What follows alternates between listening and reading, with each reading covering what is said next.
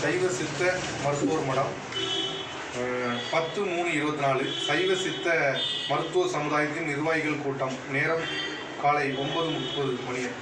புதிய நிர்வாகிகளின் முதல் கூட்டம். புதிதாக தேர்ந்தெடுக்கப்பட்ட நிர்வாகிகள் பொதுக்குழுவினருக்கு நன்றியினை தெரிவித்தார்கள். தீர்மானம் எண் 1. புதிய நிர்வாகிகளுக்கு பொறுப்புகளை ஒப்படைக்காத பழைய தலைவரை வன்மையாக கண்டிக்கிறோம்.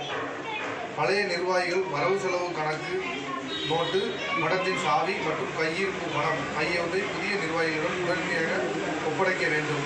இன்றைய தேதியிலிருந்து பிராக்கெட்டில் 10/3/24 7 தினங்களுக்குள் பழைய தலைவர் அவர்கள் சமுதாயத்தினர் மீது மடத்தின் சம்பந்தமாக கொடுக்கப்பட்ட அனைத்து புகார்களையும் வாபஸ் பெற வேண்டும். இல்லை என்றால் புதிய நிர்வாகிகள் அவர்கள் மீது மற்ற நிர்வாகிகள் மீதும் மற்ற பழைய நிர்வாகிகள் மீதும் சட்டப்பூர்வ நடவடிக்கை எடுக்க வேண்டும். தை பொங்கல், தைப்பூசம், மாசி 7ஆம் திருநாள், ஆவணி 7ஆம் திருநாள், கார்த்திகை திருநாள், சஷ்டி, வைகாசி விசாகம், ஆங்கில வருடப்பிறப்பு ஆகிய தினங்களில் மடத்தினை வாடகைக்கு விடக்கூடாது. மடத்தில் சங்கமாக பதிய வேண்டும் என்ற கொள்கை ஏற்று அதற்காக துணை விதியினை வகுத்து பொதுக்குழு உறுப்பினர்கள் மற்றும் செயற்குழு உறுப்பினர்கள் கலந்து ஆலோசித்து தீர்க்கமான முடிவுடன் பதிவு செய்ய வேண்டும். புதிதாக 4 கழிப்பறை பின்புறம் கட்டி குளியலறையினை கூடுதல் ஆக்க வேண்டும்.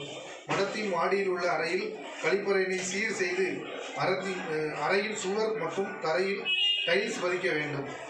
புதிய நிர்வாகிகள் பலமுறை கூறியும் நேரில் சென்று கேட்டும் சாவி தராத காரணத்தினால் இன்று முதல் 10/3/24 மடத்தின் நிர்வாக பொறுப்பு முழுவதும் புது நிர்வாகம் வசம் கொண்டுவரப்படுகிறது. மடத்தினை சமுதாய மக்களுக்கு வழங்கிய கொடைவள்ளல் அவர்களின் பெயரினை நமது சமுதாய மடத்தின் உட்புற சுவரில் கல்வெட்டு வைக்க வேண்டும் என்ற தீர்மானமும் நிறைவேற்றப்படுகிறது.